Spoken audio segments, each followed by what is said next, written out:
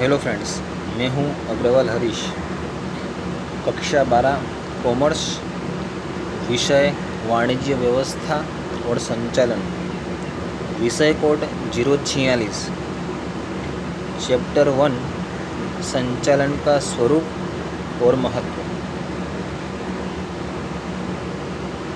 ये वीडियो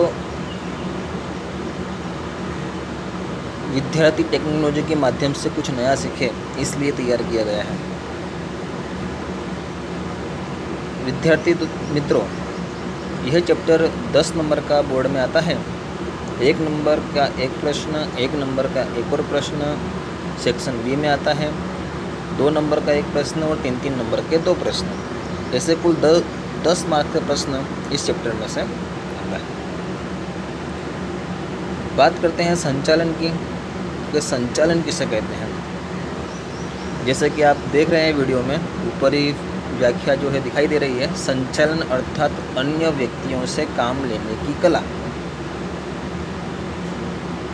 जब व्यवसाय इकाई का स्वरूप व्यक्तिगत मालिकी का होता है तो मालिक स्वयं ही व्यवसाय के कामकाज करता है, परंतु जैसे जैसे व्यवसायिक प्रवृत्ति का कद बढ़ता है वैसे वैसे मालिक को अधिक व्यक्तियों की आवश्यकता होती है और उन व्यक्तियों पर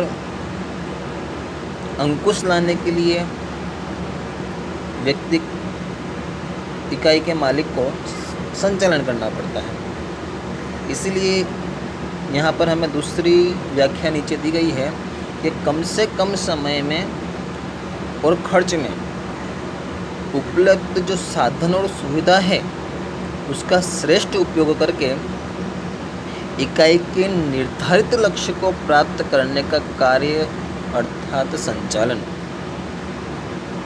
यहाँ पर हमें लक्ष्य भी प्राप्त करना है, लेकिन उसके लिए हमारे पास समय और वित्त जो उपलब्ध है उनका श्रेष्ठ उपयोग करते हुए हमें ये कार्य करना है। तीसरी एक व्याख्या कही गई है जॉर्ज आर टेरी के अनुसार, जिसमें मैन यानी कि मानव, मशीन यानी कि साधन, मेथड यानी कि पद्धति, मटेरियल यानी कि माल साधन, यंत्र, माफ़ कीजिएगा, मैन यानी कि मानव, मशीन यानी कि यंत्र, मटेरियल यानी कि साधन, मेथड यानी कि पद्धति, मनी यानी कि वित्त और मार्केट यानी कि बाजार। इन सभी का आयोजन करके उन्हें नियंत्रण करने का कार्य संचालन करता है, जिससे इच्छित लक्ष्य प्राप्त किया जा सकता है। दोस्तों, 1 नंबर के मार्क्स के लिए प्रथम परीक्षा एवं बोर्ड की परीक्षा के लिए प्रश्न काफ़ी महत्वपूर्ण है कि संचालन किसे कहते हैं। हमें इन तीनों व्याख्याओं को ध्यान में रखना है और सबसे सरल जो व्याख्या लगती है उसे हमें याद करना है। और अपने ने देखा है वीडियो के अंदर कि सबसे सरल व्याख्या सबसे पहली है कि संचालन अर्थात अन्य व्यक्तियों से काम लेने की कला।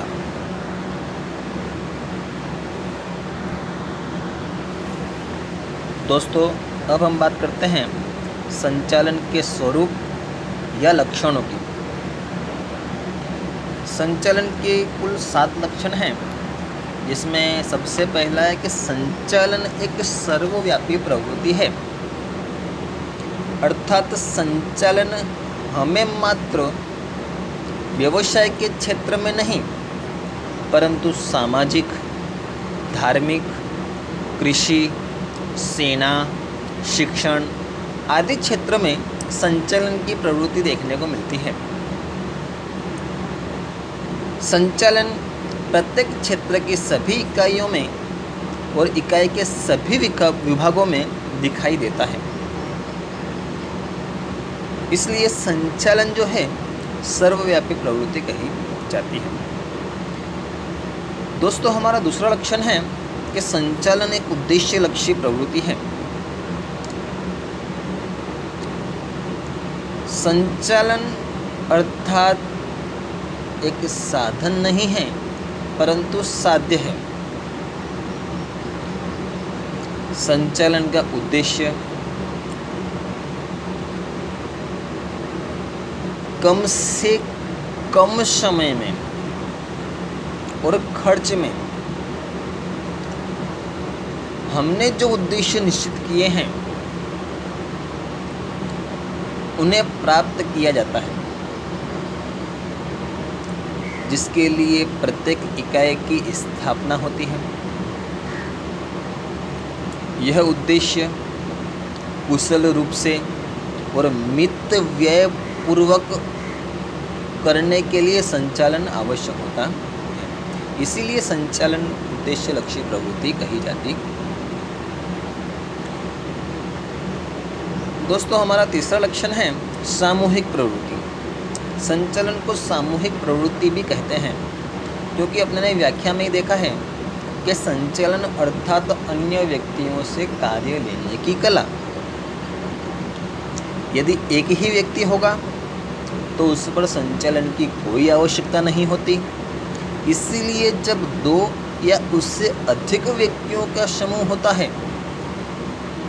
तो उनके बीच में प्रवृत्तियां बांटकर उन पर नियंत्रण रखने के लिए हमें संचालन करना आवश्यक हो जाता है।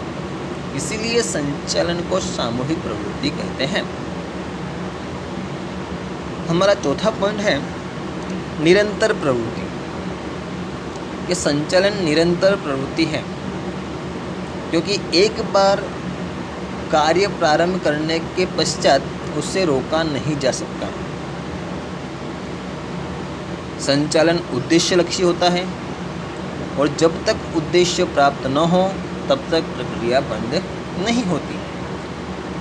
नए लक्ष्य और लक्ष्यांकों के साथ संचालन को पुनः स्थापित करना पड़ता है।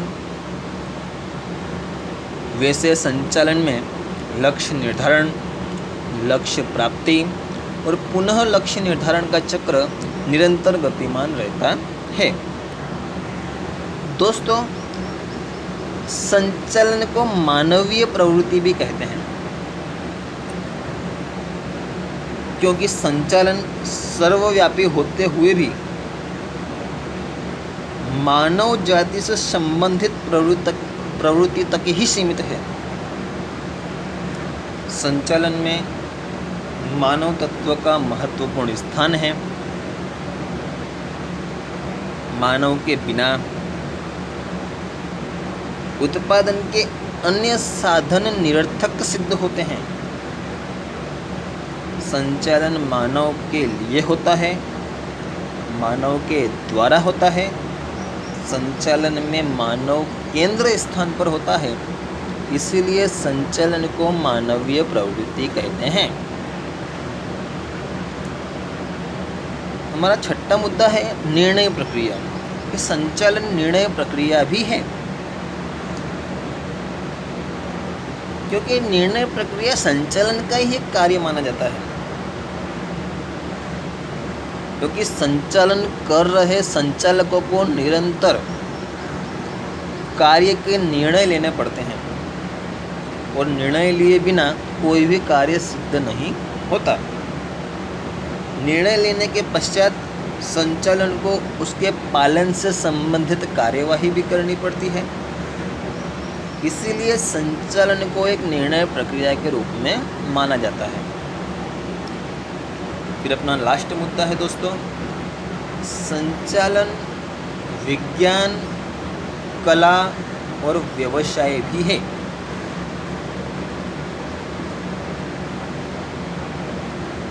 विज्ञान अर्थात एक विशिष्ट प्रकार का ज्ञान जो विविध नियमों और सिद्धांतों पर आधारित होता है। जिस तरह विज्ञान के अपने नियम और सिद्धांत होते हैं, उसी तरह संचालन के भी कुछ सिद्धांत होते हैं। इसीलिए संचालन को विज्ञान के रूप में पहचाना गया है। संचालन में मानव तत्व महत्वपूर्ण होने से उसमें काम लेने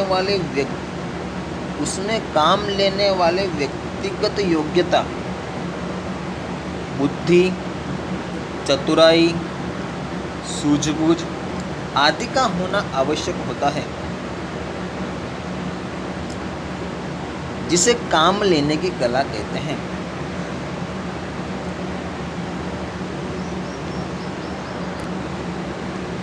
दोस्तों, ज्ञान को लागू करने की सरल पद्धति को हम कला के रूप में जानते हैं। आधुनिक व्यवसाय इकाई का संचालन शिक्षण प्राप्त विशेषज्ञ संचालन वर्ग को सौंपा जा रहा है। आधुनिक समय में वकील, डॉक्टर, चार्टर्ड अकाउंटेंट यानी कि CA की तरह संचालन को भी व्यवसाय के रूप में पहचाना जाने लगा है। इस बात से स्पष्ट होता है कि संचालन एक व्यवसाय भी है। दोस्तों, ये मेरा पहला वीडियो है, इसमें कुछ त्रुटि भी हो सकती है, जिसके लिए मैं क्षमा चाहता हूँ। आने वाले वीडियो में ऐसी त्रुटियाँ न हो, उसका मैं ध्यान रखूँगा। Thank you. यदि यह वीडियो आपको पसंद आता है तो जिन दोस्तों को इस वीडियो की आवश्यकता है उन्हें फॉरवर्ड करें, और इस वीडियो में जो त्रुटि है उसका फीडबैक मुझे अवश्य दें।